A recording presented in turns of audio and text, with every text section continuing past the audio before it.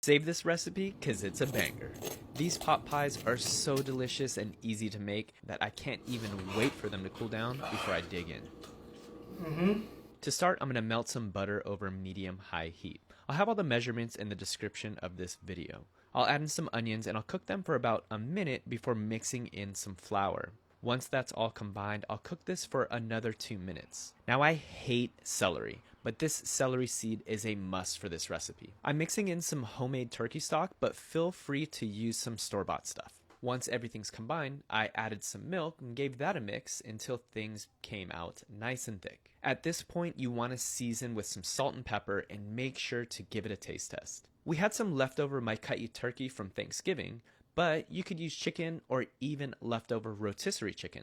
I'm also adding some uncooked carrots, potatoes, and peas because I like my veggies to have a little bite to them after baked.